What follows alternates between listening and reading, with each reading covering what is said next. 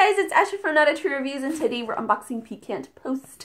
If you have not watched my videos of this subscription before, it is an amazing monthly spice subscription box. Each package sends you 4 recipes and 4 spice blends, coordinating spice blends, all from a different region around the world.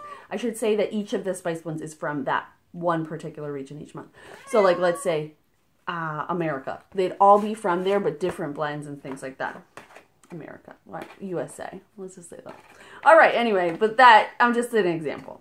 All right, so the subscription is $11.99. I will link down below to my full review and I'll also link to them with my affiliate link.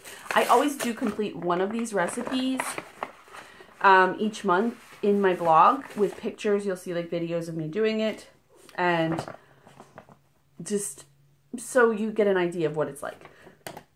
They range in difficulty. Some are a little harder, like for Sunday dinner. Some you can create on a weeknight when you come home from work or whatever, or you're busy or whatever. You gotta go to soccer. You know, I know what you mean. Do you know what I mean? Because I feel like I'm just talking. All right.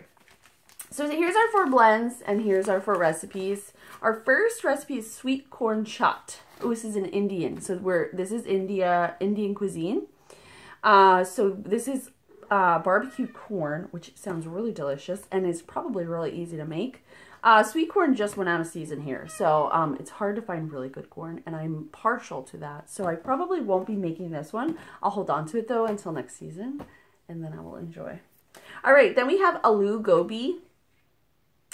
This is, what is this? This is a cauliflower dish. Ooh, I actually have some cauliflower. Maybe I could make it tonight. What do you guys think? So let's just talk about it real quick. Learning to make Indian food means learning to make a good curry. So this is a curry. So what do we need? Cauliflower, potatoes, virgin olive oil, onion, garlic. Oh, this is so easy. Ginger, Piquant Post Madras hot curry, vegetable broth, and cilantro leaves. I can make this right now tonight. Ooh. Then we have tandoori chicken skewers. I've never made anything like this, and I think I have everything to make this as well. And then we have chana masala, which sounds delicious. This has an onion, cilantro, ginger, Piquant Post garam masala, sweet potato, chickpeas, diced peppers. I have a lot of these ingredients like on hand. I could make a lot of these. Whew, calories. Looks delicious though, look at it. All right, so each of our blends here. The chaat masala, which is for the corn, is cumin, coriander, amchur, spearmint, black pepper, ginger, cayenne, and fennel seed. Our tandoori barbecue, which is for our tandoori chicken skewers, has paprika, ginger, coriander, cumin, turmeric, nutmeg, garlic powder, beetroot powder, cinnamon, cayenne, cloves, and cardamom. Then we have the Madras hot curry, which is for the aloo gobi.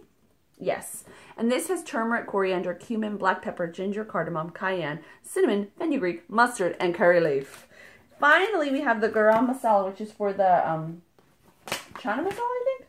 Right? Am I right? Yes. And this has coriander. Do you see the links, the pattern here?